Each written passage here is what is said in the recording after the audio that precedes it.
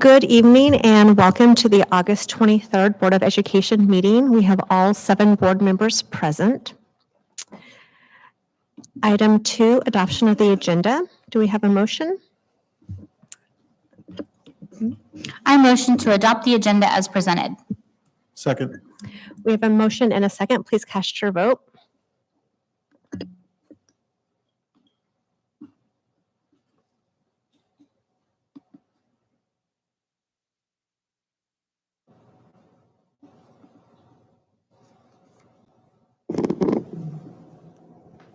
Motion passes 7-0.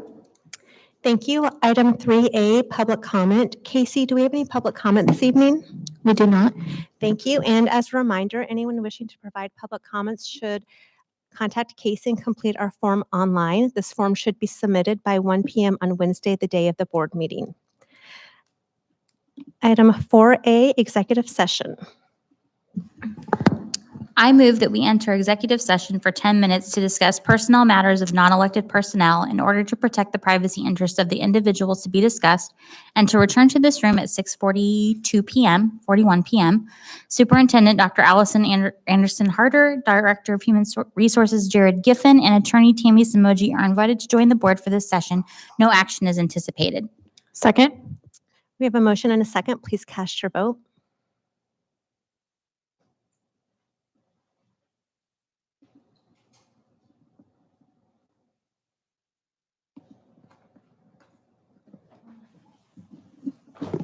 Motion passes 7-0.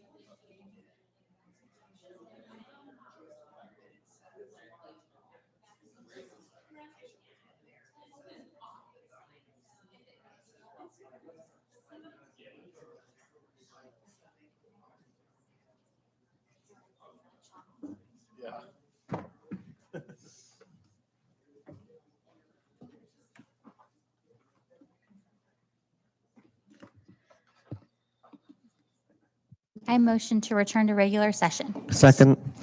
We have a motion and a second. Please cast your vote.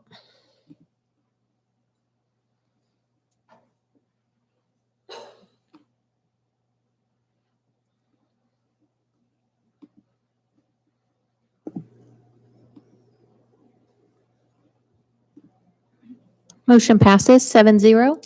Thank you. Now we are on to item 4C, executive session to consult with attorney.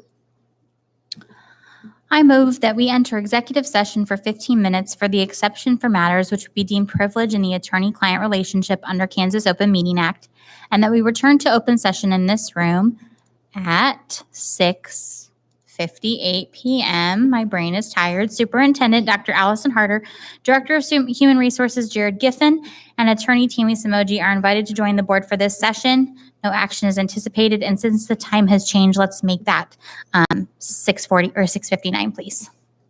Second. We have a motion and a second. Please cast your vote.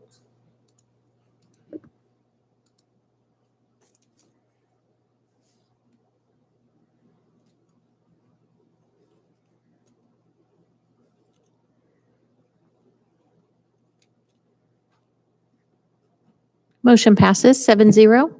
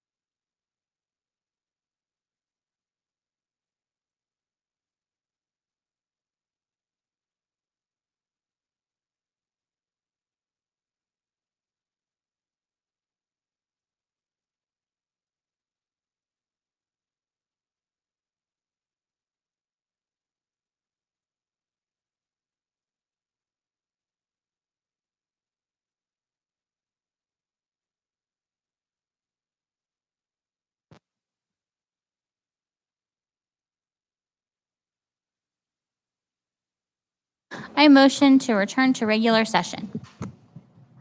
Second. We have a motion and a second. Please cast your vote.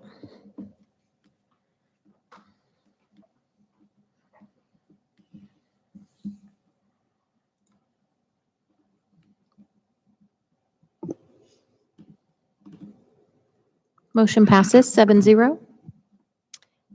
Thank you. We are now on to item 5, the consent agenda. Items listed on the consent agenda are considered by the Board of Education to be routine business items. Approval of the items may be made by a single motion, second, and majority vote with no separate discussion of any item listed. Should a member of the board desire to discuss any item at his or her request, it will be removed from the consent agenda and considered separately. What are the wishes of the board? Madam President, I move that we adopt the consent agenda as submitted. Second. We have a motion and a second. Please cast your vote.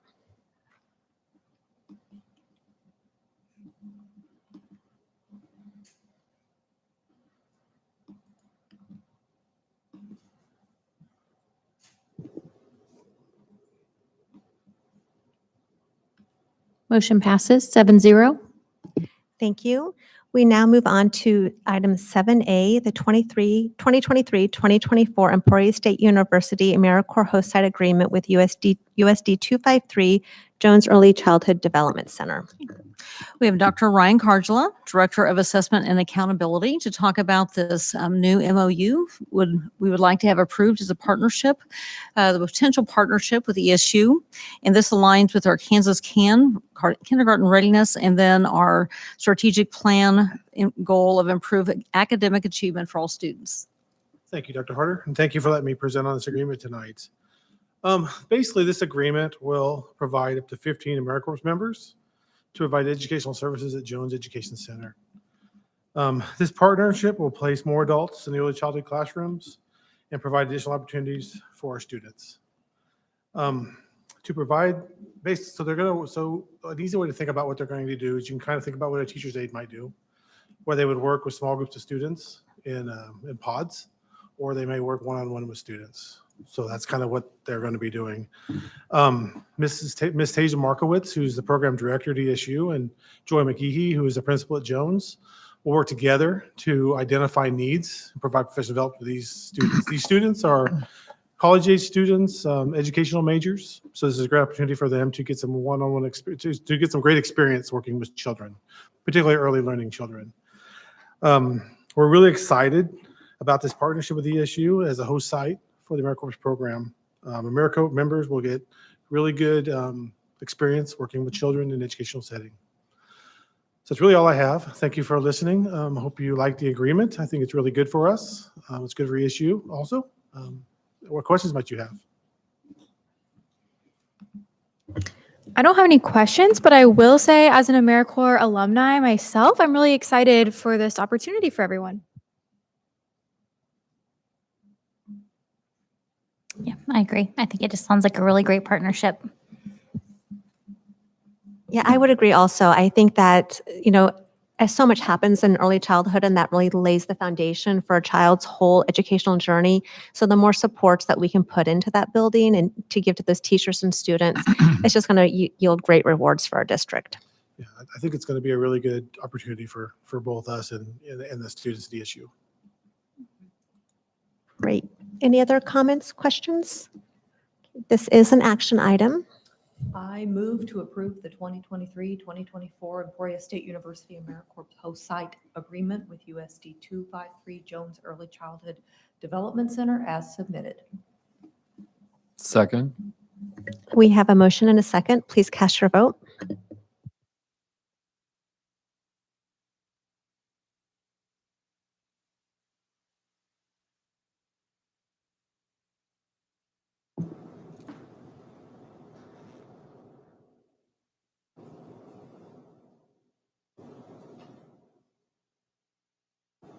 Motion passes 7-0. Thank Great. you. I appreciate it.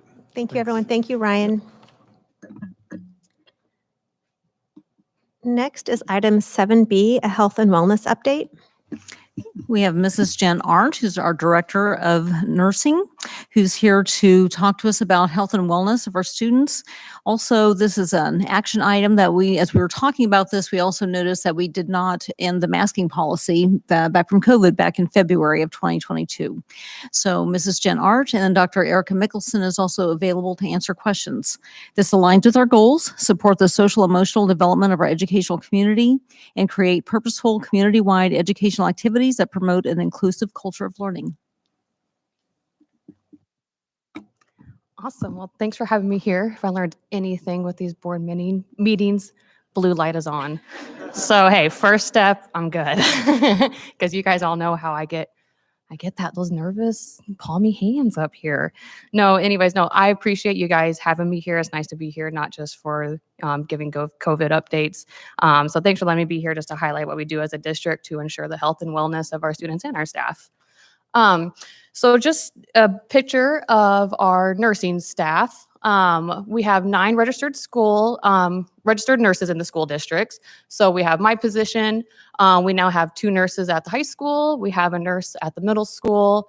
We have a nurse at Timmerman, a nurse at Village, a nurse at Jones. And then we have 1 nurse who covers Logan Avenue and Riverside, and then 1 nurse who covers William Allen White and Walnut.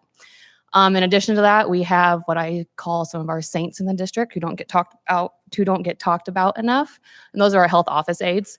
We have 7 of those in the district. So we have 1 at the high school, 1 at the middle school, 1 at Walnut, 1 at White, 1 at Logan, 1 at Riverside, and then 1 at Jones. So the only schools we don't have a health office aide is at Timmerman and Village, since with all of our COVID funding and things of that, and kind of shifting nursing staff in around when all of that was kind of happening. We just don't have a health office aide at those schools since we have full-time nurses there. So just kind of an overall, kind of what we do all the time. So just letting everyone know what we do kind of behind the scenes that people might not hear about, especially as a nursing staff.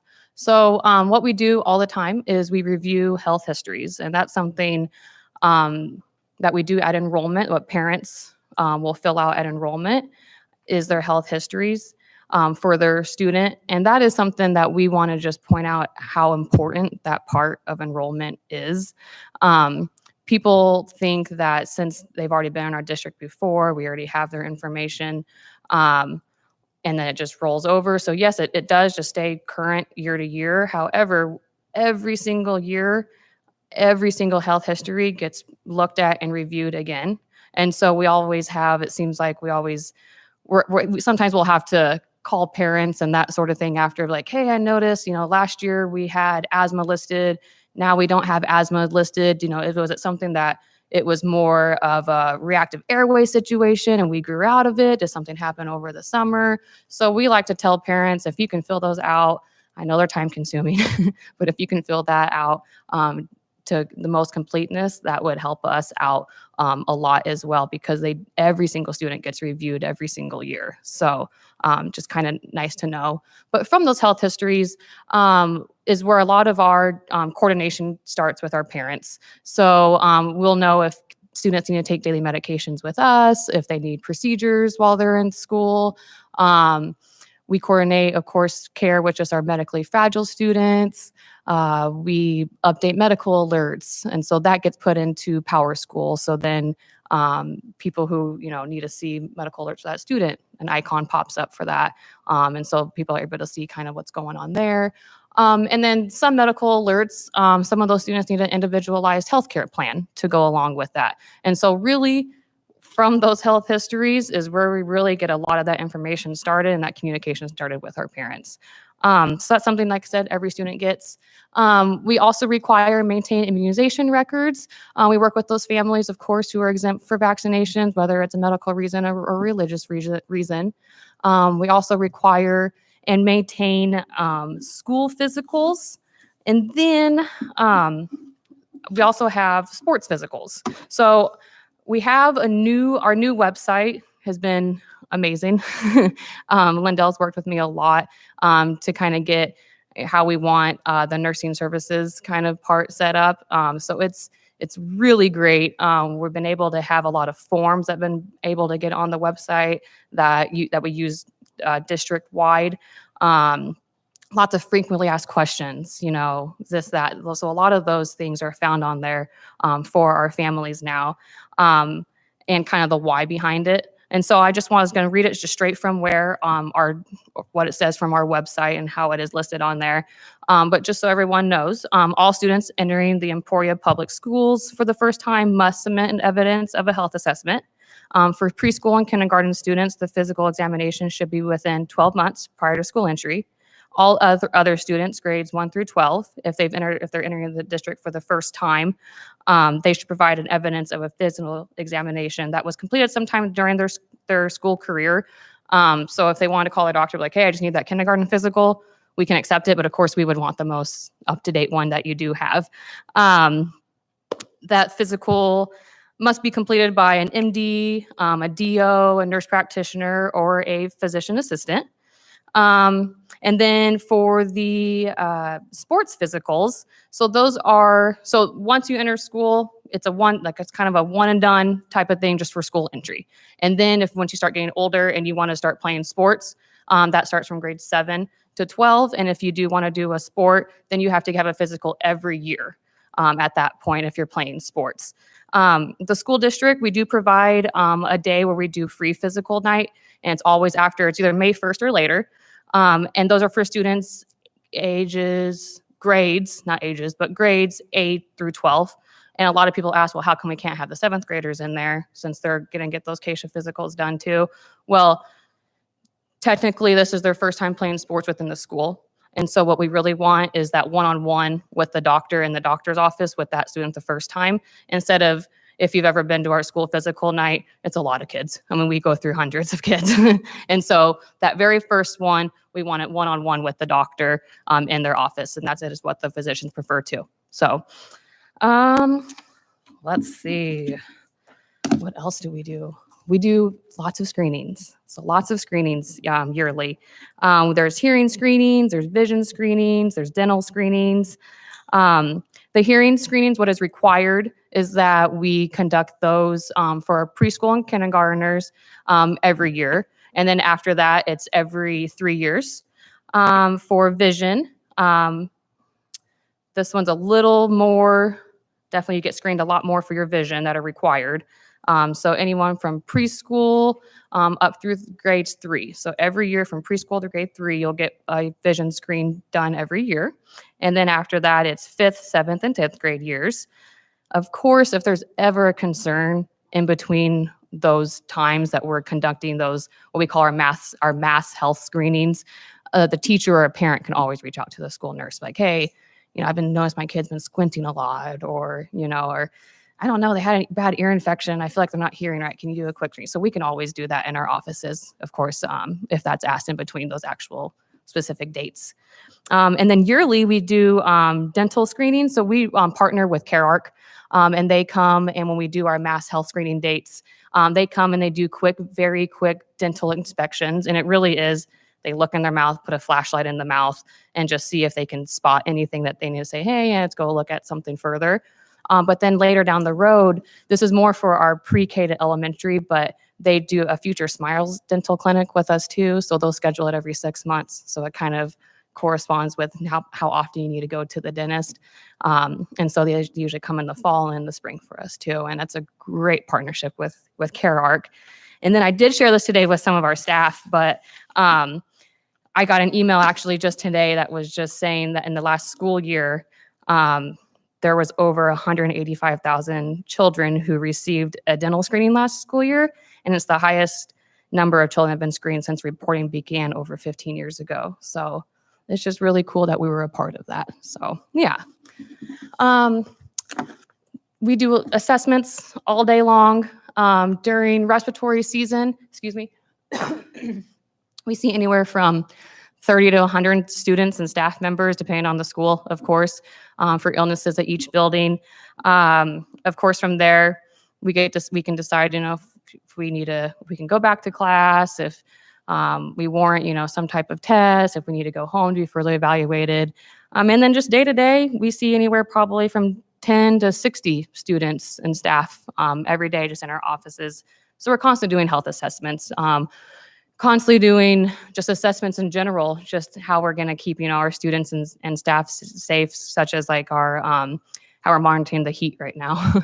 So for our sports, we have we follow just our CASHA guidelines for that. I know specifically our school district right now is either doing morning practices, and then if it's afternoon, they're going indoors. And then our elementary schools are really just kind of following that kind of guidelines. I know they're not sports in elementary schools, but we're kind of follow those heat related things to decide if they need to stay indoor for recess instead of going out, or if they go out, it might just be the morning time. And then for our cold, whenever it's those cold weathers, we're real strict on 15 degrees, either temperature or wind chill, kind of whatever hits first, then they don't go outside for sure. Then it's definitely indoor. So kind of just lots of things that we're doing all day long, to say the least. So with those kind of assessments, of course, things come up on like, so when do you for sure send home, or when should I stay home, and that sort of thing that comes up every year. So the employee nursing standard to stay home for a fever is 100 degrees or more. So we want you to stay home until you're 24 hours fever free, and that's without using fever reducing medications to get rid of that fever. So it has to be with no medications, and you broke that, and you didn't need any more medications to keep that fever away. So a full 24 hours. If you do go to the doctor and testing is determined, and then you are then diagnosed with some sort of infectious disease, then there are further guidelines we have to follow. So there's guidelines for COVID, flu, but there's also guidelines for strep, chicken pox, certain rashes, but our biggest two that we always have are COVID and flu. And so I always just like to point out those guidelines that we have to follow. Our COVID guidelines, it's you stay home from 5 days from symptom onset, and these are all just CDC guidelines that we follow. And then you must be 24 hours fever free and also have that symptom improvement in there before you can return on day 6. And then if you're able to return on day 6 or a little bit later with COVID, the only caveat there is you need to make sure you wear a mask between day 6 to 10. For flu, it's very similar to COVID. It just doesn't have the caveat of wearing your mask once you come back, but it's staying home for 5 days from symptom onset, and then you can return on day 6 as long as you've been 24 hours fever free. So just guidelines. And I always say pre-COVID, because everyone gets so shocked when I start talking about the influenza, and I'm like, oh, when I first became a school nurse, it was actually 7 days. So I'm glad that one came down to 5 days. So it's stuff we've always followed. People just haven't realized we've always followed these things. So yeah. For your GI symptoms, I'll just leave it at GI symptoms. We really want you to stay home and kind of follow that 24-hour rule too with those symptoms. Of course, there's special circumstances when it comes to those things. So if you have a question before you send your child to school or before you come to school yourself, just go ahead and give the school nursing call, and you can kind of talk about what's going on. They can let you know if, that kind of sounds more viral related. We want to get that, bug, to stay with you. Or it's like, oh, okay, it might have been something you ate, So just when in doubt, give your school a call. We always, a lot of those really like small, minor symptoms you kind of have at first. We do sometimes have people who want to just bring medicine to school with them. So it's like, I got a little bit of an upset stomach. I think I had, the milk didn't sit with me. And so I'm going to go ahead and just send Tums with my child to school, or have a little bit of scratchy throat this morning and go ahead and send them cough drops.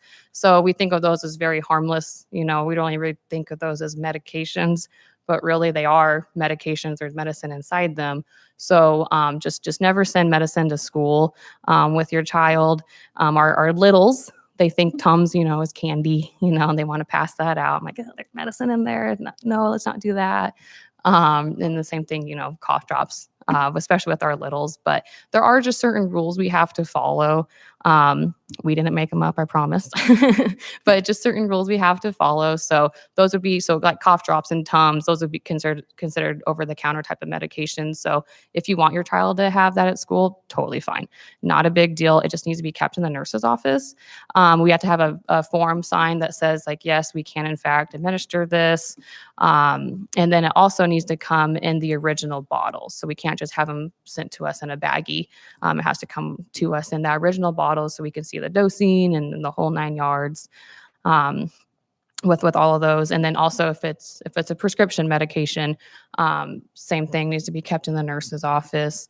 We have certain circumstances to where we can check a little box that says it's an emergency type of medication. We need to have that medication on the person. And so we just kind of cross our T's and dot our I's with all of those doctor's orders we have to get for those things. So let's see. So something we're able to offer this year, so kind of we always have called it our KDHE funding. It's officially being taken over by KDHE. So it's been a federal grant this whole time, but now it's officially being brought over to the state side. So this year, to kind of help combat infectious disease, we are going to be able to offer testing again. And this year it's going to be nice. We're going to get combination tests. So it's for COVID and for flu. We haven't gotten anything yet. Now that everything, like I was telling you, is switching over to the state level, it's really going slow. I never thought I'd say this, but I kind of prefer it to be federal. It's actually gotten a lot harder now it's been state. But once kind of all of that gets through, then the tests usually get here pretty quick. And so we can kind of get those tools in our toolbox in the nurse's office for everyone. But we're keeping it very it's another tool in our toolbox. It's a resource we have. Just want to make sure everyone knows that it's going to be pretty strict. We're just kind of testing when we're open, kind of like a clinic, type of thing. Of course, if things change, we can shift and change with it if we need to. But it is going to be really strict. It's just another resource to have in our office is kind of how we're taking it to combat infectious disease. After our test, pretty much our response is going to be now check in with your doctor, because that's something that we feel like was kind of taken away by testing in the school nurse's office as people stop going to their doctors and really getting that follow-up. Because yes, you might not need an antibiotic because you have a virus, but you might need, inhaler, you might need a steroid, you might need, some other support. So it's going to be kind of pretty much our mantra after we test is go ahead and make sure you call your doctor. So we're promoting getting people back to seeing their doctors. But I mean, we are a Title I school district. And so it's going to be a great resource for our families, who can't get to the doctor, whether it's transportation wise or work wise or whatnot. So at least we can start the isolation for them and go from there. So we have lots of emergency supplies in our school districts, one of them being AEDs. So right now, we have 18 AEDs, and I'm happy to report that we have 14 more on the way. So I'm pretty excited about it. So currently, where they're at is we have one at Riverside, one at Walnut, one at White. We have 2 at Jones. We have 1 at Timmerman, 1 at Village, 1 at Logan Avenue, and then 1 over our Kansas Avenue Connections building, 1 at Transitions, 1 inside the Learning Center. So it would be not at, I don't want to just say them all. It's inside the Learning Center, where it's one of ours. So it is locked in there. And then for the high school, we have 3 in the building right now. We have 1 in the front commons, 1 that's over by the swimming pool. So if you're coming out of the gym and then you're heading over to go get your popcorn, everyone always stops at those vending machines. It's right on the other side of the vending machines is that one where the swimming pool is. Then we have 1 down the science hall. Heather Cole, now not Heather Patterson, Heather Cole, she has a portable one. Then there's 1 inside the Jones Activity Center, so outside of the high school. And then we have 1 at the concession stand that's at the soccer fields at the high school, so inside at the concession stand there. We have 2 at the middle school. And then we have one at transportation, one at operations, and then one here at Mary Herbert. So where the rest of them are pretty much going. So the rule of thumb with AEDs that you have enough for your building is that, this is kind of where I laugh, you can walk briskly to an AED and back in 2 and have the pads on in 3. So I always laugh at the walk part because I don't know what person is going to walk. So we are just making sure we're kind of in those guidelines. We're already really close. So these are just kind of helping where, all the remodels just happened. And so kind of getting our buildings kind of caught up kind of with that. And then we're also getting some more portable ones to our middle school and also to our high school where things are a little bit further away than our elementary schools and such. So Can I ask a question just to Yes. clarify on that? Yes. The portable ones, will you be able to update us on how many of them are actually portable and who will have those? I mean, you said Heather, but Yep. So Heather will have hers, and then we're going to have Adrian Trujillo. So the AD over at the middle school, he's going to have a portable one. So whenever we need to go over to Trisa games, for instance, there isn't anything over at Trisa. So we're going to get something over at Trisa. Well, that would be our one at Trisa since Trisa is in our facility, right? We are going to have another portable one for inside the nurse's office at the middle school and high school as well. And so if they need to go, they have one right there in their offices. I want to say that's it. That's about it for our portables. The rest will be in cabinets. Don't quote me 100%, but I'm like 95% right there. okay. And again, if you can, update us or whatever. Sure. Another follow-up, just Yes. concerns from parents on the ones at Jones and the EHS concession stand, Okay. because that's mainly soccer and Yes. football practice, is that those buildings are often locked, especially concessions, and that there's this concern that, especially during practice, if those buildings were locked, that they would not be easily accessible. Do you know anything about that? So I just learned that Okay. those stay locked, especially the concession stand. So I've been talking with Bo Welch, Adrian Trujillo, a bunch, about this, that, and the other thing. And they're the ones who informed me like, well, hey, those stay locked. And I was like, good to know. Don't know what you don't know. So they were going to be talking to their coaches specifically. So whenever they are out there for practices, they all have a key. So they should go over there. And a lot of them, even for soccer practices, they go in and get the music started. And they have to go in there to actually open the concession stand to get the music going, to even have the music going. And so they're going to be talking with their coaches and making sure those are unlocked during practices. Obviously games, they're unlocked, they're in use, right? But specifically for practices, we were going to talk to our coaches about making sure we get those unlocked for the practice. And then Jones, I know we're still talking about that because you have to have like a fob to get in there. But if you were inside of that building, right, it's in there. Yes. About the concession stand, yes. And I just found that out too. And I was like, okay, I mean, it makes sense why it stays locked up, right? Yeah, but I did not realize. So it's just getting that kind of communication more. Right. Hey, this is what needs to be done. You're doing your tennis, so that's part of your role as a coach is you need to have this unlocked in the event. Okay, one more follow-up, Yeah, just in regards to all of this, because we have soccer, and then we have the tennis courts, and then Yes. football, and a lot of times, multiple sports or practice or competitions going on at the same time. One of the parental concerns, because we don't know when or who this is going to happen, it could be an adult, could very much so be a student, is how many are trained, how many trained users, because it's one thing to, I've seen a video on how to, but it's another in the moment with the adrenaline pumping and people are scared, people are upset, whatever, to, hey, who is the designated person or trained person qualified to do that and do it correctly and Yeah. quickly? So some great things that are going on in the district right now is we're trying to be prepared and not reactionary. That's some of our biggest things. Kind of crazy how just events just happen. But in April, when we had our last like big PLT day and all the nurses were meeting, last school year, it seemed like we were getting all of our supplies in. We were getting all these emergency supplies in. We were getting, our stock Narcan, our stock Epi, more AEDs, that we found that we needed to get, so we're getting all stop the bleed kits, so it was just more getting the supplies. And then in April, when we were all speaking together, we were like, okay, we have the supplies now. We have crisis teams. Now let's really take on that leadership role as nurses of the crisis teams, and let's make sure we're meeting. Let's make sure we're meeting. Let's make sure they're more robust, right? So let's make sure we're getting drills under our belt.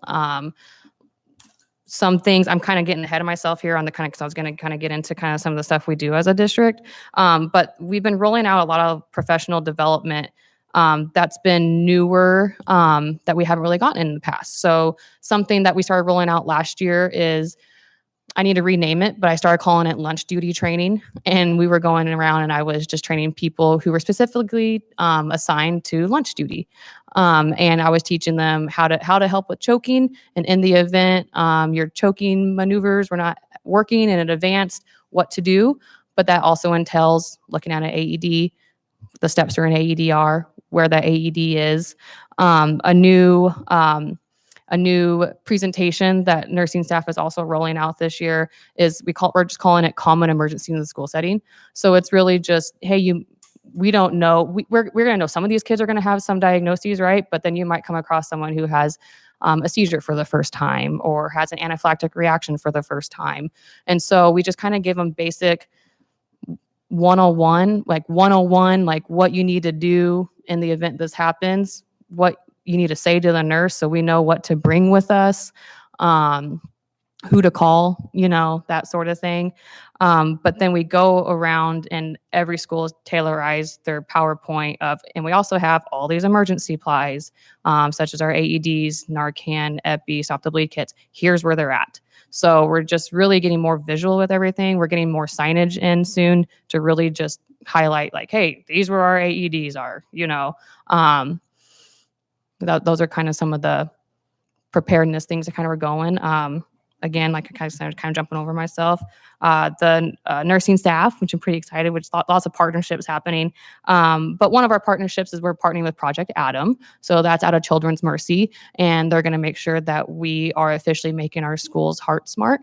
So we just had that presentation by her today. And it was really fun to see, what she does to help schools. And then she's like, we need this, and this in place. And then I can come here. And what they do is they come and help do a real-time drill and, and stuff like that with us. But the steps that she was going to saying like, we need this, and this in place before we can get to the drill, we pretty much have those in place. So it's, she talks with a lot of districts where they don't have crisis teams at all. They don't have that even established. Yeah. Yes. And she just talked about crisis teams. Each of our buildings has a crisis team designated, and the AED part is part of that training. So those teams for each of those schools. So the signage is important that she was talking about as well. But all of those crisis teams, as the principals have had designated at each building, have been trained. And if it's a new crisis team, then that training has taken place or will take place in the near future. So hopefully that helps as well.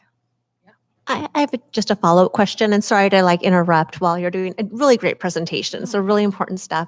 So you might address this later, but I also think I'm so grateful that we have teachers and staff who are going to be trained in how to do this. But I also wonder if there's an opportunity to maybe work with PTOs or site councils. Some of the high school has, what do we call the high school, educational series for parents that happens, every now and again. Parent cafe, I just want to say cafeteria, but parent cafe. Is there an opportunity to actually expand some of the, education to other community members? Just because when an emergency arises, make sure whether it's Narcan or the AED, that other people are, educated on how to handle such a situation. Yeah. I bet it's something we can definitely work out with site councils. And I didn't realize how much I love training people, but because I'm just like, nope, I think everyone in the world should have this training, and you get me and now you have to practice. So I think that's a great idea. And that's one of the biggest things why I want to make sure we get better signage where our emergency supplies are, is because we do sponsor and hold so many outside events. And everyone thinks middle school, high school, but I mean, I can think about how many people we have at the Village Gym all the time, or Riverside's gym, for practices or whatnot. So just making sure all of that is around. And I think that's a great idea. It's like, yeah. One more aspect of that, whether it was educating parents, at an event like that or just somehow, but throughout recent events, a lot of parents did not realize that if your child needs to be put on a helicopter and transported, like if it happened at the soccer facility at EHS, or that the school district doesn't pay for that, and it costs a lot of money to have and that there's insurance that you can get that will help pay for all or a majority of that expense. And it's one of those that a lot of people, oh, what are the odds? Well, talk to people, you'll find out, fairly quickly that more people than you think need that. So maybe just getting information out about that. Parents are starting to look at and prepare for, which is a good thing, but Yeah. prepare for things that maybe in the past they just had really overlooked. Yeah.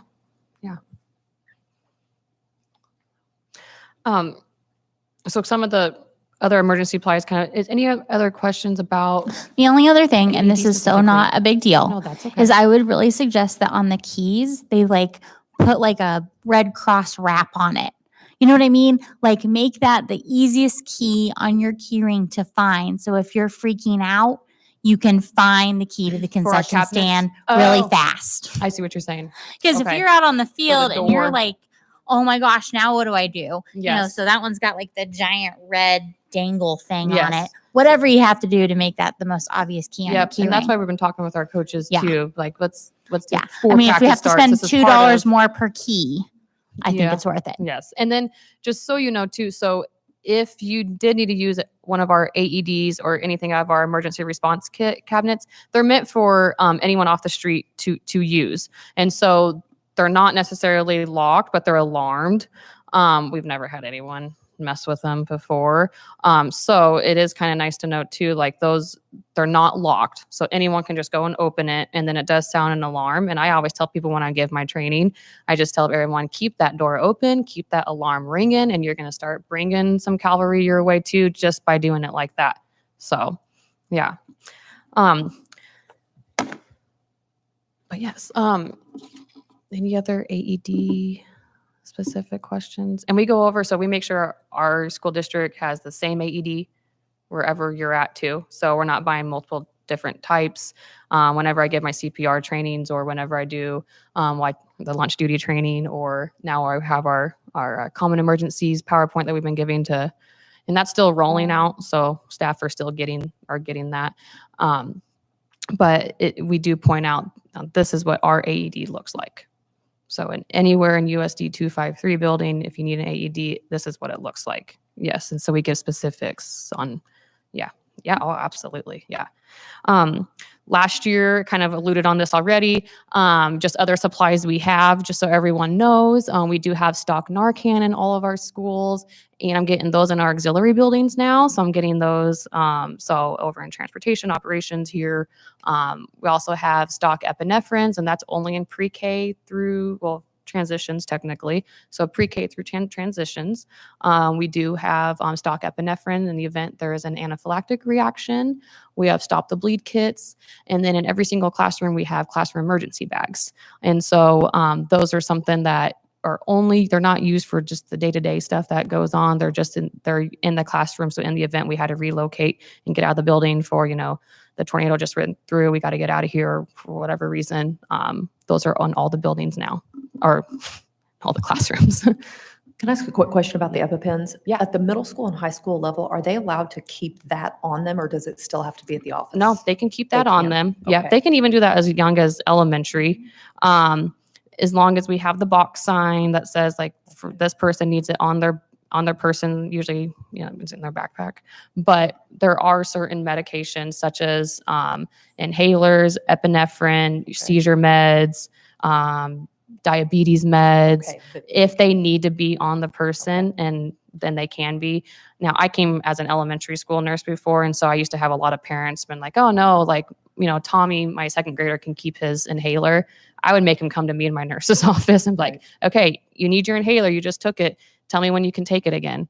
And then I can, when that one hits 3, and so then I have that conversation with mom and like, okay, this one needs to be kept in the nurse's office, but if they need it, but if they need to, then yeah, they can keep it on them. Yep. We just have that doctor's order sign, and then it just has a little checkbox that says that it just stays on the person. Yeah. Yep. And this is pretty much what I've already went over on just some of the more of the preparedness type of training we're doing for our staff members. Every year, everyone gets bloodborne pathogens and universal precautions. And so we basically just talk about you treat everybody like they have a bloodborne pathogen, and you use your universal precautions of wearing your personal protective equipment, whatever that may be, whether it's gloves or whatnot, and then washing your hands with soap and water. So we make sure they just know those basic things to care for themselves. Kind of talk to you about how we've been doing this lunch duty training, but I need to rename it. And then our new training that we've been rolling out with staff about common emergencies, lots of partnerships happening right now that are just all about preparedness and just not being reactionary. And then I'm really excited about the last bullet point. We're doing some more sports drills. So we're going to be getting our athletes involved with those drills too. And so we're going to be rolling those out. Bo and Heather will be kind of conducting them at the high school. And I told them, of course, I'd be there, as support if I can make it, type of thing. And then at the middle school, Adrian and I are going to really be helping with those kind of, and so we're going to set those out for the sports teams. So that's going to be really nice and have the students involved too. Let's see.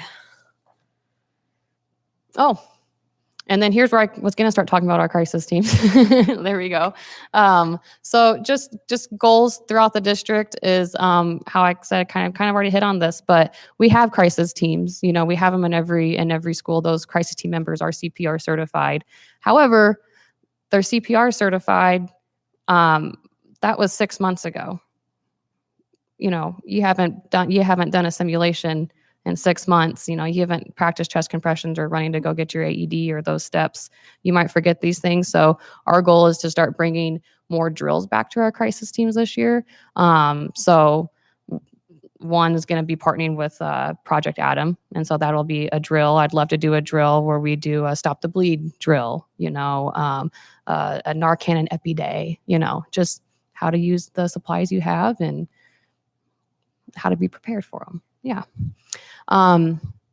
Improve signage, talked about that. And there's other ideas going on. I can't let the cat out of the bag quite yet, but it's all positive. It's nice that we're just not all infectious disease right now. We're getting back to kind of some of these things that were going for a while, and COVID happened and took over everyone's life. Now we're getting really back, kind of getting these things started for our district now. So Thank you. And do we have any discussion before a motion to rescind the previous COVID era policy? I do have a question. Early on, we talked about required physicals and immunization records, and I know by law they're required, but how much clout do we have for those that might not want to cooperate with that? So because we have an excellent board, we have a policy to where we have an exclusion date. So you have 90 days from the first start of school to get your shots and physicals in. And over the last several years, we've made that kind of a universal date, because we did have a lot of nurses who were sharing a lot of buildings. And so they might have made their dates a day or two different because they weren't in that building. So we made sure we really universalized that. And so that's the same date district wide.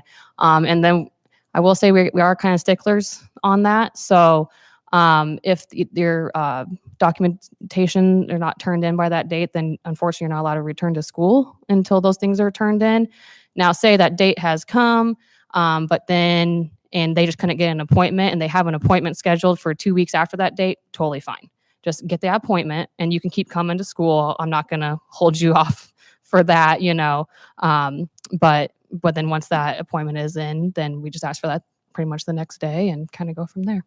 But yeah. Are there any other questions or comments? This is an action item. I will make a motion. I move that we vote to end the masking policy with a 5% threshold positivity for a building that was most recently discussed and voted upon on February 28th, 2022. If there are any ongoing issues with students with health issues, long COVID, et cetera, they will be addressed through individual health plans for those individuals. I second. We have a motion and a second. Is there any discussion? Please cast your vote.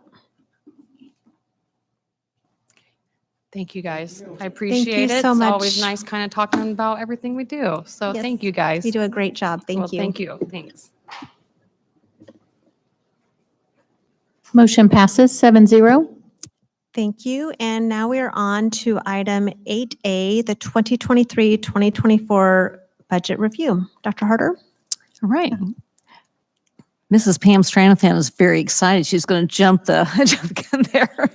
Our interim assistant superintendent of business operations has a wonderful budget presentation tonight, and so she's ready to go. We also have Mrs. Stephanie Pope, director of business, and Ms. Kate Cape, director of business incoming, available to answer questions.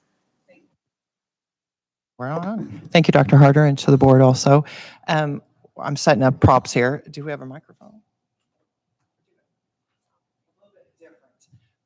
We have different people out here that may be able to answer some questions you may have or also contribute to this that I've asked. And so instead of having the transition of everybody coming up, we're just going to pass the microphone around if that's okay with everybody.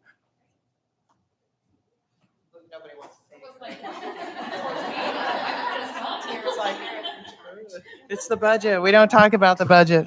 We don't want to touch it. So want to just share with you what you have in your notebook there in your package. You have the entire budget that we have to provide to KSDE and submit.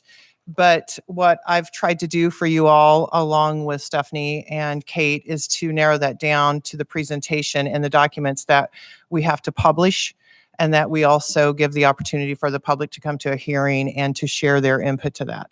So in that pocket there, you're going to find the PowerPoint. And what I've done with that also is I've tried to line up so when we're talking about slide 9, you don't have to thumb through everything. It'll go in order, very synced to follow along with. You also have the budget at a glance, which I think I have 2 slides on that. Not going to go into a lot of explanation on that, but I think that document is a nice document that generates out when we put all this information in for the public to look at and just see a lot of visuals and do some comparatives without having to dig into all the pages that you all have in there. And then you'll have the county clerk, the revenue neutral rates. Those are the ones that we get that tell us about the revenue neutral. We'll talk about that here in just a little bit. And then I also provided to you late was Form 155. 150 is the one that we use for the general budget. 155 is the one that helps calculate the LOB. So I gave that one to you. It's referenced to on 155, and I thought, it's a simple form. It's nice to look at. All of these we'll have published up on the website, and we will have them there for the public also, along with the needs assessment that the board has reviewed to establish your priorities moving forward on the budget, and also assessments will be on there. So I'm controlling the mouse, so be patient with me on that because I haven't done it from the podium. But one of the things I'll zoom in and out, and I apologize to anybody in the public. I know there's quite distance from the screen. I'll try to zoom in and use the cursor to share that. So starting off here, if you look at our PowerPoint here on the agenda, we're going to talk about a little bit, pull up the mission and vision, which the district has set to establish priorities, which is what guides our budget. And then I just put 2 samples in. I said about the budget at a glance, and then the proposed budget that has our maximum limits, in which the board is not approving tonight. We're just approving for publication, and then we will come back to the next board meeting. And then also we'll talk a little bit about the Form 150 that goes back and forth in the budget, shows you the calculations along with the mill rates, and then exceeding revenue neutral. And then the notice of the hearing Form 150 is also in there, and a little more on the mill rates, exceeding, and so on with next steps. So moving along, our mission and vision. You know, one of the things when you read the mission and the vision and you look at the priorities, which I'm going to go on to the next slide, is it's all centered around students, as it should be in education. The priorities, where the budget sets, what we're doing with our budgets, it's centered. And when you look at that budget, which is nice at a budget in a glance, I'm going to go to the next slide. You can see instruction just off that visual right there. That is where the commitment is for our budget and for the district. And that's the priorities that we continue to keep as we're building these budgets, looking at these budgets and getting feedback, not only from staff, but also from administrators and others that are in. And, you know, we even peel it way down to students. If you think about it, anytime we do a survey, we look at what they're enrolling in. We talk about our programming at our early childhood programs and stuff. So it's a continuation of always looking, but what it all centers back on is what's best for our students, and then what's best for our staff, and what's best for our community along with that. So those, like I said, those are nice visuals. Those are great visuals for the public also to view. Moving forward, going into our proposed notice of hearing, which is our budget, looking at our budget max. I'm going to zoom in, so be patient. These are little bitty numbers. I'm not going to slide it all the way over yet. So up at the top, this is what gets published in the paper. And it says up there, it gives the date, when the hearing's going to occur. It talks about what we're looking at, taxes to be levied and expenditures. It talks in reference to the maximum budget that the board will eventually approve to move forward with, or any changes that we would need to do to that. Keep in mind, when we publish this budget, once we put it out for the hearing and we look at the levies and we start talking about those over to the right side here, the 20, the 14, we cannot go above that then at the budget hearing. When we go to that, we can go lower, but we cannot raise those because those have been they've been published. They're going into a hearing process, but we can lower those if the board decides to do that based off of feedback or information from the public. So let's talk about this form a little bit.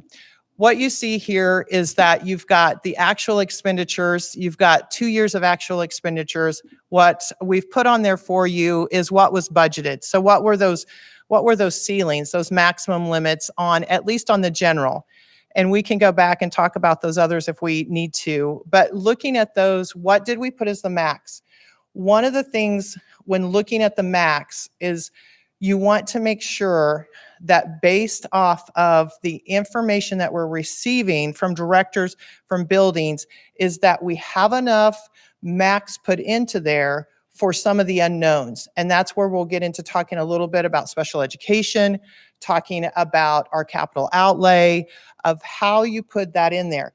Now, remember, the max is not, it's not, an example is, it's not like with my kids, I give them $100 and we just spend $100. You know, if I say you need to bring back, $20 to me, you bring back $20, you don't just go out there and blow it all. And so this keeps us from having to come back and to have to republish it and to follow through. So there's thought to this. Our internal budgets that we work with guide this to look at it. And then what you're going to see is a lot of the weightings that the state has already, they calculate for us, goes into that money that's coming in, will impact that, and looking at what our revenue would be. So let's start with looking at just the general. The general takes you, if you're looking at that, that's going to, I'm going to scroll down here. Keep this number in mind when you're over here. We've got the 20 mils and then you've got the 36 mil. So we go down to Form 150. What's interesting about Form 150 is this is our, sorry, let me get it over here for you.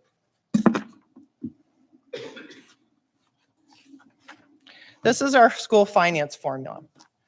So when you hear about the school finance formula, this is the formula, how it calculates our general fund. So that first line that we saw there, the 36 million, that is based off of the calculation that comes out of this right here. That very first line up there is the only true set line. And that is our enrollment. And the enrollment that we put, the number we put in there, we can take that off the highest year from the last 2 years, and we took that off of last year's, the 2022 school year. So that gets set. That we put in, that's off our audited number. Everything else in here is estimates. It will become more permanent, and we'll understand what that calculation will be once we do our September count. Then that will establish that and get it to be a little more solid. A lot of times what you'll see is those calculations that we put over there will lower a little bit, just because these are estimates that we have put in there. Going down to the very bottom, you'll also see here on this form is you'll see what the state aid per pupil is. And if you noticed on there, it's $5,088, where this last year it was $4,846. So it has gone up. I know there's still legislature, there's stuff out there that projecting potentially, we've not been notified of that it could potentially go up to $5,300 for next year. So that's about, for this year, it's about $242 more per student that we would be getting. Any questions on this form, feeding back into that form? Okay, I will go back up to the top.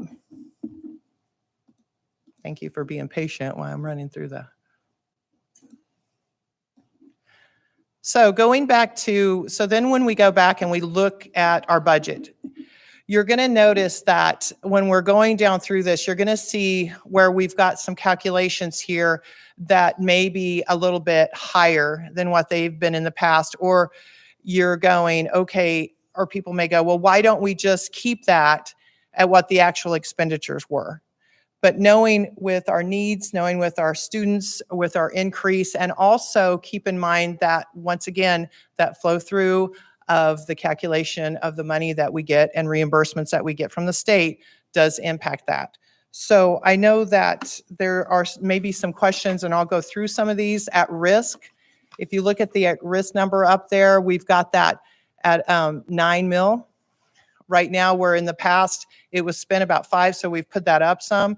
We've got a little bit of rollover that came out of that, because we can't, if we have money left over out of at risk, you have to roll that over into your next budget and allocate it over there to use it. So there's, Kate, is it close to 2? Is that correct? 1 point something of?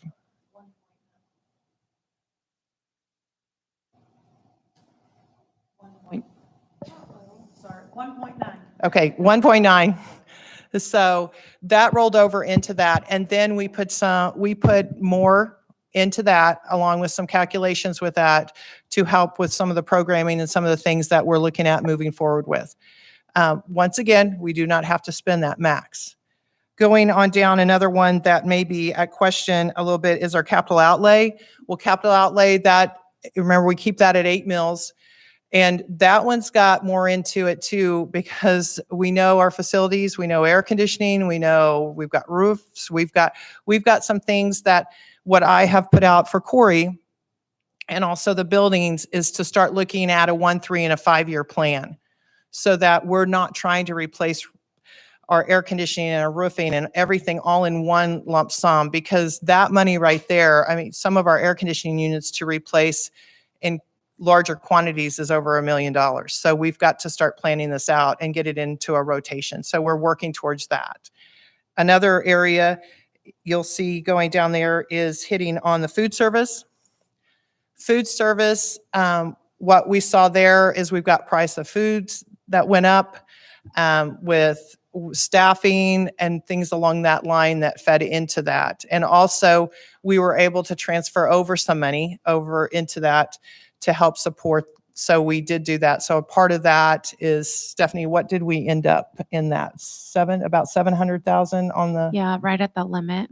To That carry they over. allow to carry over, which is about 3 months worth of expenditures.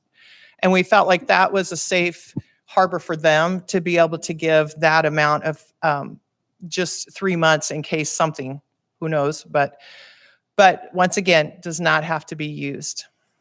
All right, going on down, you'll see the right underneath that, I know that amount is not a lot, but it is a big increase, 153,000 to 400. I think that's important. I'll let Judy speak a little bit on that. Yeah. Is it They staying didn't on? know they were going to do this. Trust me, I did not ask. Surprise. Well, first, I think it's great that they've committed that money to professional development because we haven't done that for a really long time. Some of the things we've been able to do the last couple of years have been because we've had some Title II and the ESSER III funds. And so really this will help take care of the things that we're not going to have funding for. One of the things that we've done, for example, is the mentoring. Well, those mentoring stipends are going to be quite expensive this upcoming year. So that decreases what's available to us in Title IIA. So this just helps us be able to continue and maybe even offer more professional development opportunities. Thank you, Judy. All right, and moving on, we've got special education there. You will see that's a big bump. Keep in mind that line also includes transportation, and I'm going to let Tara on that one. So I did some calculations earlier today, and just for perspective here, our December 1 count in 2021 of students with IEPs was about 1,000. Last year in December, we had risen to over 1,200 student IEPs, and I just did the calculations today, and we are at 1,296 students who either have an active IEP or their IEP is in draft, which means it's in the process of. So what we're also seeing is our resources, the cost of our resources that are written into our IEPs that our students need in order to be able to access their education. We're seeing those resources, an increase on those anywhere from 10% to 30% over what we have paid in the past for those same resources. So a little bit of an indicator there as to why we might see some increase. Thank you. All right, and the last one on here is the gifts and grants. If you look at that, you can see that that had a significant jump. So everybody's going, where's the gifts, right? Where did it come from? I know. And because I saw that, I went, what is, and then we went into that. There was money from Jones for the building of Jones that was gifted to the district, and that needs to be, we're on the last pull down of that. So that'll go down significantly once we see that pull out. So, right. Going on through here on this document, did anybody have any questions on any of the other sections there? I tried to hit for you some of the ones that had the most increase. I'm really glad to see the capital outlay bigger, like just thinking of these extreme weather events like we're having right now. And we had the polar vortex a couple of years ago and how hard those are on all of our systems and the heating and cooling expenses that we have to pay. Like, anyway, I just think it's really great that we're doing that because we can't have school. Like, there's so many schools who've had to close this week because their systems couldn't keep up. And we have some buildings that are struggling right now that we've had some units go down. And, Corey has done a phenomenal job of getting some, portable units and things in there. The high school did a nice job. They had to move a classroom because that front area, they had the unit go down that's in the office, and there was one classroom that was involved, and they moved a classroom out of there into another classroom. So it's hot. I mean, the units are struggling. They're built for it, but you add on age and you've got a lot of problems occurring there. And so the goal, Corey and I have been working on trying to figure out, we've got to start, rotating these through to try to get these so that we don't hit these points in time to where we have units go down. And I just wanted to add, I'm really grateful that Judy mentioned the ESSER funds because the ESSER funds have been such a blessing that it's been able to just infuse a lot of resources into our district, but those are going to go away. And while we've been really intentional about trying to use them for more one-time things, some of the things that we've gotten like professional development for some of the new curriculum, we won't have those funds anymore. So we need to make those investments ourselves. So I'm glad Judy highlighted that. And I think what gives us a nice opportunity is we're able to roll that through. If we can raise some of the areas that we need to, like the professional development, and not depend, so more or less kind of wean off the ESSER money, is to try to slowly do that instead of just ripping the Band-Aid off and then, the goal is not to look, you don't want to cut anything. You want to try to roll that out very slowly and try to do the best you can. And we'll come back to the board, especially Judy and I, because we've been working on the ESSER money and also where we're at and also what that has done for us. And so we're putting that together and looking at, where is that going to impact the budget at the highest level, and what can we do to keep supporting the programs that we have with that. So it has. Yeah, well, and speaking of that, I think we talked about maybe that we're going to lose funding for Jen's position. And I can't imagine our district without that role now. And, especially after her presentation tonight. Yes, yeah. Well, no, I mean, we're a big enough district that we need Absolutely. a director of nursing. And I wouldn't want to have less nurses or less nurses aides in Yep. any of our schools at this point. So, I mean, if we have to move things around and make it work, then we got to make Yep. it work. And we did. And that stuff, speaking of that, that's the positions that we said, where are those priorities? And those positions impact kids. So, those are positions that, yes, we have to come back around. And we had a very near miss of KDHE pulling that grant at the last minute at the start of the year here. And they didn't. Jen did a very nice job of putting together a narrative. And we went, and I said, we got to go fight for every penny with that. And so she did a great job of putting that together. And they came back around and are going to keep it. They did lessen some things on supplies, but that's okay. Those are things that too we can build into the budget and absorb, but those are priority positions that we would put out there. So, all right, I'm going to keep rolling here. I promise I'll go quick. No, you are fine. I'd rather you do it now and then we're trying to stumble and go back. So over to the right, which is going to get us into the revenue neutral, is that you see there's 3 areas right there. The assessed valuation, which comes in, that helps us to set our mills and to tell us what that amount and those dollars are going to look like. So there's 3 areas that we receive those, and you have copies of that in there, what we got from the county. So you've got the assessed valuation for general fund, all other funds, capital outlay, and then you also have the rec and things like that are in there. The ones that we have to look at that will exceed the revenue neutral is the capital outlay, is our general when we go into that. So we're going to talk about that. Before I go to the mill and looking at all that, is there any questions on this form? I hope that provided a little more explanation on that. I think years ago, back when someone went over this with me, it was nice to understand how all those numbers came about. The one thing to let you know about, if you go back up to your LOB, which is the second line supplemental, that one right there, I gave you the form that's calculated from, right? So if you divide the 11 by the 36, then you'll end up with about 31.3 on that. So when we start looking at those adjustments, because if you go clear down to the bottom of that, where you have your mills that are set, which, as my understanding as a board, when you went out for your bond, you did not want to exceed the total down there of 55. So what happens is you've got to adjust those other mills up there. With the location of Emporia, you're limited on how many of those, because if you look down there on these others, there's a lot of other mills that some other districts, depending on their location, would get, which they could adjust to help with that. Well, you've got your general, you've got your LOB, you've got adult education, which you really don't want to mess with, because messing with that really impacts the amount of money that's being used there. And then you get down to your capital outlay, and you get on down here to your bond and interest. So that's all you have to really move around a little bit to generate more money out of that and if you start messing with that, then it'll start messing with the 54. It'll take it over 55. If you get up into your LOB, even though you have the maximum limit of 33, it still will start hitting that. That form that you have, the 155, shows you also on there. If you look down at the bottom there, it will show you what it would look like if we took the full 33. It's somebody help me on the form, 12 million and something, is that right?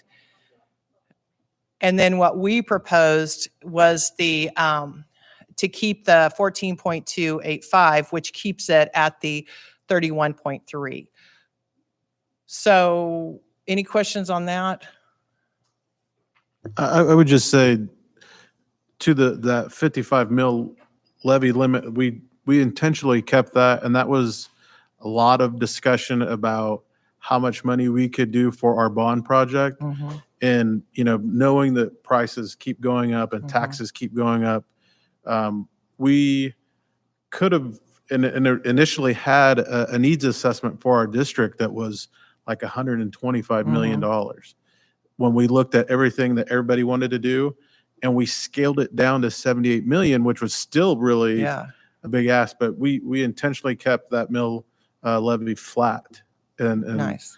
I know that's always been what the board's tried to do. So that's something to keep in mind, that we're very intentional and fiscally responsible with tax dollars and the reality of what we can ask out of the community with everything else going on. Nice. I think where we're going to be really sitting good, especially coming off of the ESSER money going into next year, is that a couple of things, because we had to just move a little bit. We were going to exceed, but to meet our budget, at least our budget maxes, we had to mess just a little bit with that LOB, but it didn't change the bottom number. That's what looking at that is, to keep it from going over. One of the things, if the state base is 5,300, that's going to be a nice bump that will help us keep those, those mills where we can keep them manageable and not have to, the thing. And the good thing about it is the district, we've done a really good job of also going to outside investment, which has been with the district. How long, Stephanie? The company that we speak with, that we consult with. Yeah. Piper. Since I've been here, it's about 8 years. And they do a nice job of, we not just vetting it through KSDE, but we send it to them too, and talk to us a little bit about the mills, talk to us a little bit about what's happening with that, so that we're getting it from a commercial, I call it commercial, but an outside, and then also we have to take it to KSDE. One of the things that was advised is we've got to be careful with our bond and interest. We have to keep that at a certain level. Otherwise, we won't meet the payments. It'll be too low to pull in those payments. So that's the one thing. So moving forward, next year, if we're looking at a 1, 3, and 5, we're in pretty good shape. That next year we're just going to have to keep looking at this and moving. I'm not saying we would go above 55. There may be future discussion that as a board we would all need to have as to meeting that budget and what our priorities are going to be together. So that's down the road. That's like the next bond, right?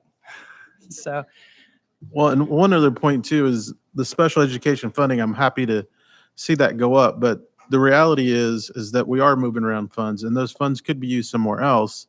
So if special education was fully funded, like it's mandated to be, whether at the federal level or at the state level, that would give us more funds to put into the classroom, to put into professional development, to put into new curriculum, that we're having to take those dollars out of our kind of our general fund bucket and put into special education to meet those needs. So you'll always hear me advocating for either the state or the federal government to step up and fully fund special education. Yep. Totally agree. All right. Well, I'm going to leave this form now. I'm going to go on down here. The mills we've talked about, this document, right, or this form right here was just kind of a review of those mills across the board, which we talked about. It was just a little bit more of your history of what the district had looked like, which you all are aware of. One of the things on that, if you looked at the first year, 21-22, you saw where the bond and interest was at 10.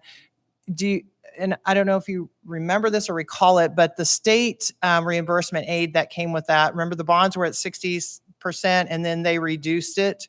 So that is why you'll see that jump in your mill going up that next year, was because of that transition of the state aid being less than what they were providing for that. So going on down to exceeding revenue neutral, this, keep in mind, this is the information that we get from the county. I'll blow this up a little bit bigger for, well, I guess that's not helping you. Just a second. So looking at this, the one thing to keep in mind here is that we have a certain amount of say and we don't have a certain amount of say. So what happens is the state dictates that we have to do 20 meals. We have no choice. So once that is there, we exceed.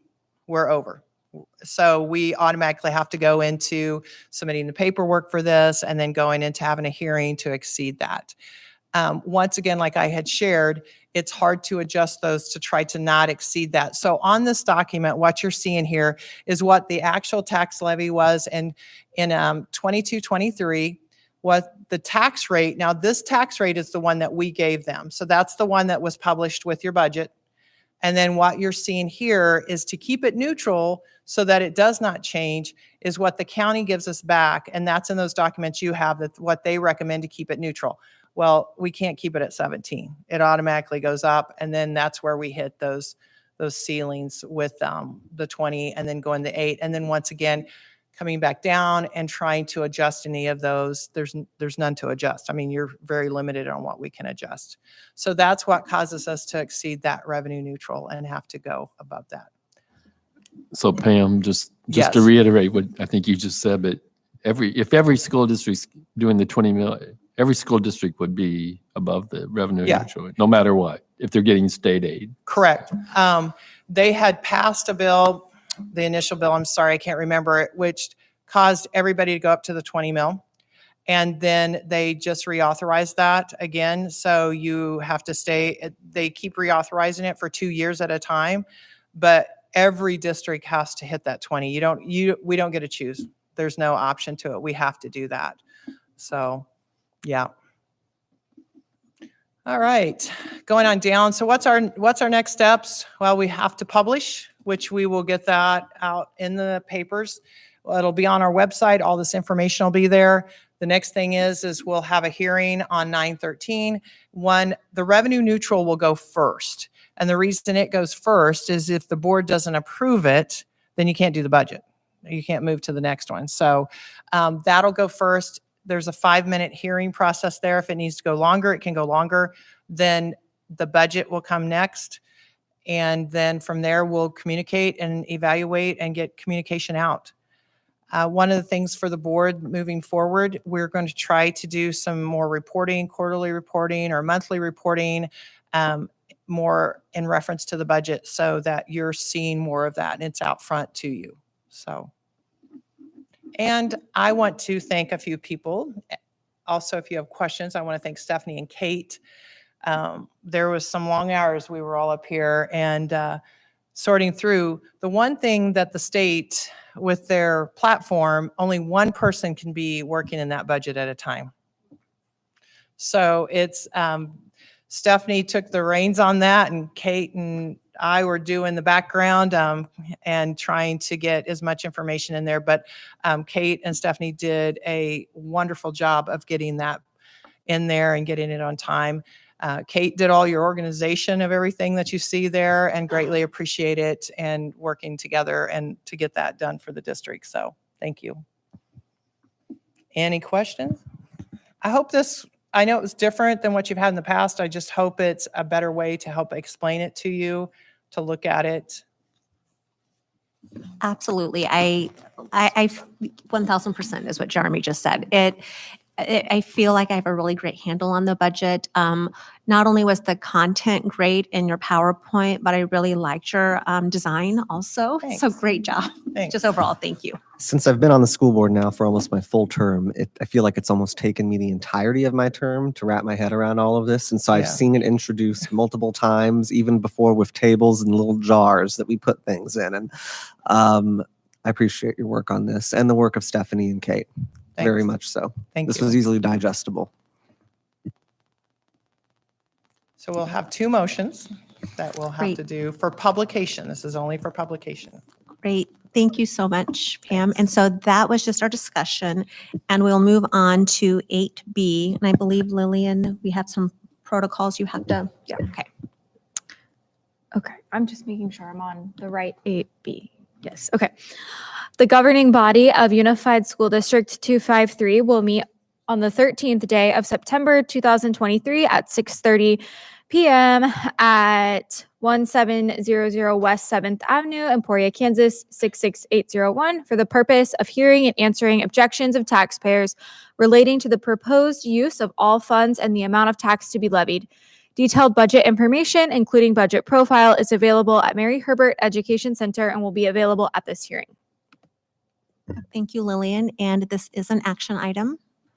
I will make a motion. I move to approve the notice of hearing to exceed the neutral rate for 2023, 2024 in the Emporia Gazette on September 2nd, 2023, and on the USD253 website as submitted.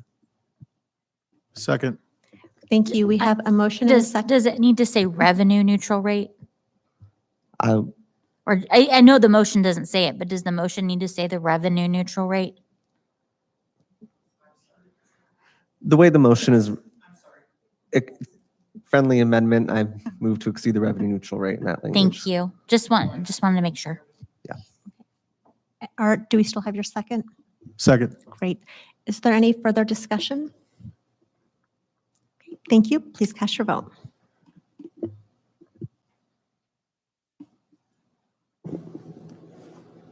Motion passes 7-0. Thank you. Our next item is 8C, approval of the notice of hearing for the 23-24 USD 253 budget. Lillian? The governing body of Unified School District 253 will meet on the 13th day of September 2023 at 6:35 p.m. at 1700 West 7th Avenue, Emporia, Kansas 66801 for the purpose of hearing and answering objections of taxpayers relating to the proposed use of all funds and the amount of tax to be levied. Detailed budget information, including budget profile, building needs assessment, and board state assessments review is available at Mary Herbert Education Center on the district website and will be available at this hearing.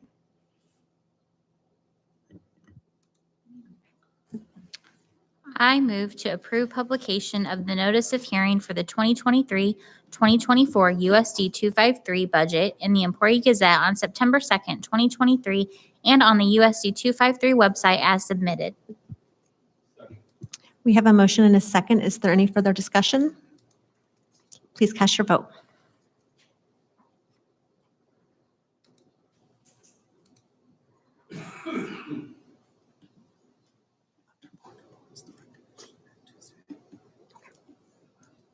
Motion passes 7-0. Thank you. The next item on our agenda is 9A, board reports. Jeremy, do you have anything to report from the Flint Hills, from the rec center? That's my fault. For some reason, I started that a long time ago. The Emporia Recreation Commission met Tuesday and conducted our own revenue neutral rate related business, but also did a thorough discussion of our future funding task force recommendations. And there was a motion made to adopt those recommendations for how to fund and build a new rec center. And the Recreation Commission is going to finalize that before our next meeting in September and send that to the city. And that recommendation is going to be that the city either implement through a ballot question, a 0.5 cent or a 1 cent sales tax. There was some discussion about different funding revenues. Everyone was in agreement that a property tax increase would just be dead in the water and not appropriate. There are these things called star bonds, but they really don't apply for a new type of rec center. It wouldn't be the type of business that would get that perk. And private donations, of course, we'd work on those, but at the end of the day, a sales tax is probably the only means to generate the revenue to either remodel or build a new rec center. And the recommendation was to build a new rec center somewhere centrally located, so that we could continue to serve the community. As I've said many times, that building has just outgrown. The community has outgrown the building, is what I mean to say. So that's really the big news there. And just a friendly reminder that if the city does decide to go forward with that, I don't speak for them. They have to sit and meet about that, and they haven't yet until they get that report that any sales tax increase is a ballot question. So voters get to approve that. So that's not going to be hoisted on anyone. It'd either be a special election or a November general election ballot question. That's about it for the rec center. Great, thank you. Leslie, do you have something from the Flint Hills Technical College? Yes, we met last Monday Angie Gilpin was our appointee from the RDA, and she is moving to Manhattan. So Michael Black, president of ESB Financial, will be our new board member. He is the new RDA appointee. He will be at our September meeting. We had some first readings and some reporting on RFQs for an advanced manufacturing center. Just some exciting stuff. There's lots of stuff in the works at the Tech College, and I'm lucky to have the opportunity to serve on that board. Thank you. And Jen, do you have a Wellness Committee report? The Wellness Committee just met earlier before our meeting and we had retreat, so I haven't had a chance to catch up with them yet, so I'm going to postpone that update to our next meeting. Perfect. Thank you so much. And the next item is something new we'll be adding to our agenda starting tonight. And this is an opportunity for our superintendent, Dr. Harder, to share highlights from across the district. We really wanted to make sure that she could present at the school boards because there's so many great things happening in their district that we can't capture it in all the other ways. And so Dr. Harder will be able to share so many of those details with us. So take it away, Dr. Harder. Thank you. I'm very excited about this. So our principals have provided some input. So we're going to start with Mr. Nathan Fisher from Emporia High School. So they have the opportunity to, what was their first celebration, second celebration, and third. And so they only really had to give one, but everyone gave three. And I'm sure that they had many to choose from. So Emporia High, Nathan said our first few days of school were filled with building relational capacity in our classrooms. Student participation numbers in our clubs, athletics, and activities has increased this year, and the high school was awarded commended status for the Keisha Performing Arts School of Excellence, and only 18 schools in Kansas are recognized by Keisha each year, so that's huge. Emporia Middle School from Mr. Martin. They have been showing off the new spaces with more to come. That is very exciting. And if you have not seen the new area, you need to do it. We'll make a visit. Staff and students back. Everyone has their own space. It's not shared. Spartan Extra has a grant for bikes finally delivered. And actually, Laura Albertson sent a picture of the bikes and they look awesome. She worked really hard on the grant. The first day will be for Spartan Extra for them to use the bikes will be September the 5th. Okay, let's see. I'm going to jump to Miss McGinn's Early Childhood Development Center. So the first few days of school, multiple staff rearranged their schedules so they could help with arrival and dismissal. With 3 and 4-year-olds, that's a lot of work. And so there's a lot of hands that are needed with that. So that was very much appreciated. There was an excellent turnout at open house and meet the teacher. I was out there and there were very excited parents and students. It was really, and teachers, everybody was really excited. Most of our students are able to enter the building already and find their classrooms with minimal adult help. So having them walk in on once they're walked to the front door, they're not walking across the parking lot. So we're clear on that. That would be a safety issue. Logan Avenue Elementary, Mr. Walker Ayers is a new principal there, and he's been very excited. I was able to be out there for the red carpet that first day, and so they had the red carpet rolled out. They were high-fiving. We had a staff member that was in their lion outfit. And so most of the students were very excited to see him. I think one student was not real thrilled to see the lion, but they had the students just loved it. Parents were taking pictures. It was a lot of fun. Staff lined the sides and gave them high fives and cheered for them as they were coming into the new school year. And they truly are celebrities to us, and it's a great way to help them make them feel special. Students have been building relationships with their new classmates and teachers, and they've had an opportunity to get hands-on with learning also. 4th grade worked on team building by designing and testing rockets made out of plastic bottles, and then 5th grade is preparing for their egg drop this Friday, and that's always a hit. And he just said that the students and staff are just so happy to be back in the building. It's been amazing to see the smiling faces and electric positive energy throughout the building. We have our challenges, but I'm confident the staff and students are ready to overcome them together. Village Elementary, we have a little bit more with construction, but those new spaces are moved into, and morning traffic is way improved with that construction and having that go out to the street, much improved. And working on their new exits, so finding that relearning where you go into the new exit for Village. Kids are loving the new library space and everything looks amazing. Just having the windows and having one level has been awesome. Open house was a huge success. We had a wonderful turnout. It was great to see families smiling and excited about school starting. I was able to be out there as well on open house, and they just had a lot of very excited people. And then Brandy said it's an all hands on deck mentality here. Staff have jumped in to help even when they aren't required to. On the first day of school, many staff showed up early to greet students, help students get to classrooms, and overall just get the day started on a positive note. And then their Eagle was also out greeting students as they arrived. It was a great day to be a Village Eagle. And I believe Lillian took a little photo op with the Eagle as well.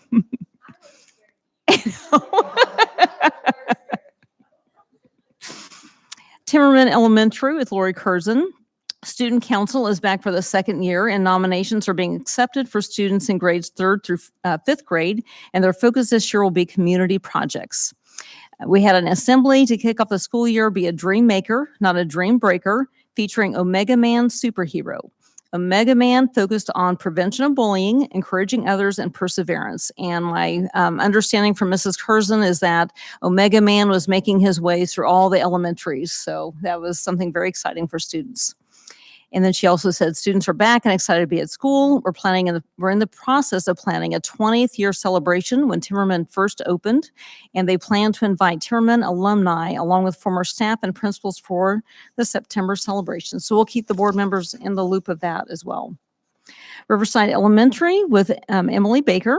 Riverside has started the positive behavior intervention and supports this school year. So when you see that acronym PBIS, that's what that means. Staff have taught specific lessons to students on our school rules of being safe, respectful, and responsible. This helps the school keep consistent language and support positive behaviors.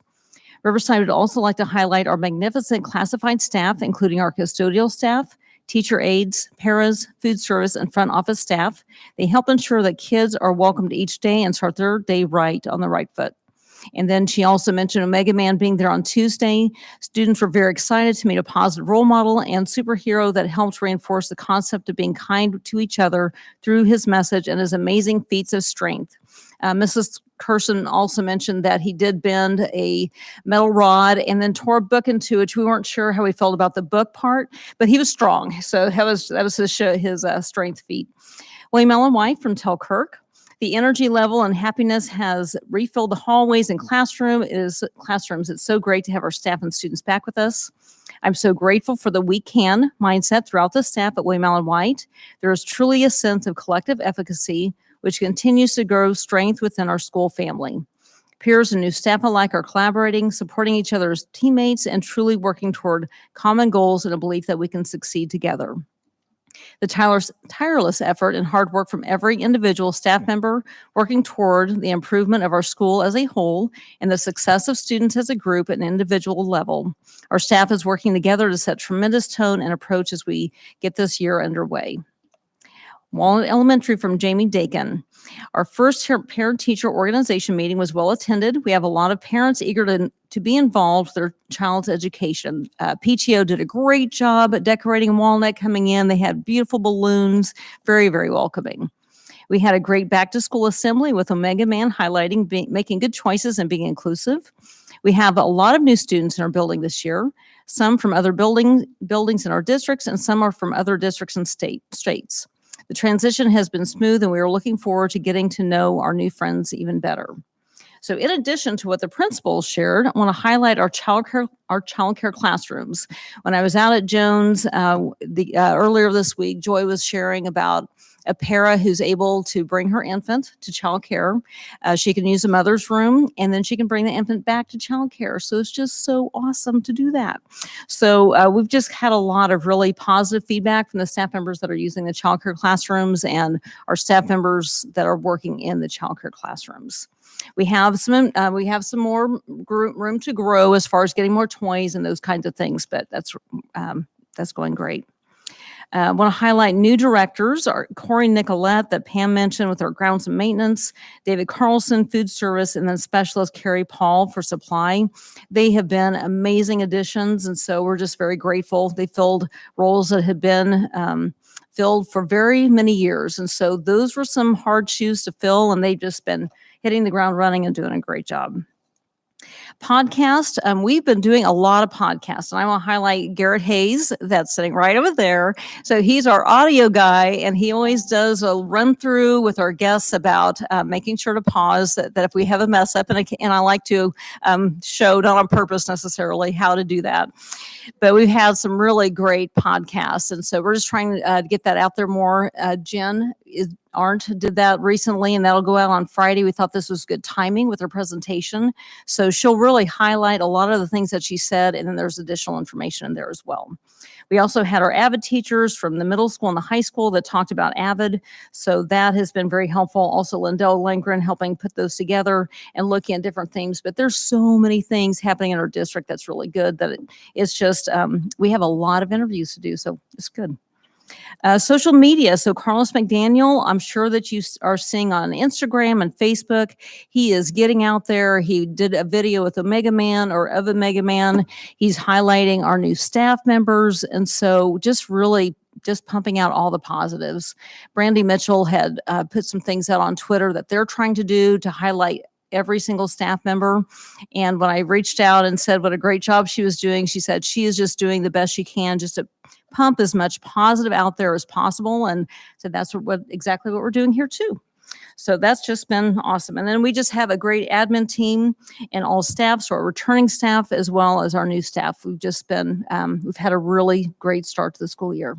So thank you for adding this agenda item because this is a great time to highlight all of this. Absolutely. And it just feels so good to adjourn in a few minutes and just end on a really positive note. And I know that I enjoyed being able to be at Walnut Elementary on their first day of school. So on the first day of school, all of the board members were assigned to school to greet students and parents, and it was a great experience. So thank you, Casey, for arranging that, and to the principals for letting us join them. I hope we didn't steal their thunder with our fist bumps. So. Okay, moving on to the next item. We have 11A, future board calendar dates. We have our hearings on September 13th at 6:30. Followed by a board meeting, of course. And then we have our board meeting on September 27th. And then this year, we're moving our dinner with the Emporia High School Student Council up to October this year, which I'm also excited that we can kind of meet with them and find out more about their goals for the school year. So I'm really looking forward to that. And then, of course, we'll have our regular board meeting right after that. And that takes us on to item 12A, adjourn the meeting. Do we have a motion? So moved. Second. Okay, we have a motion and a second. Please cast your vote.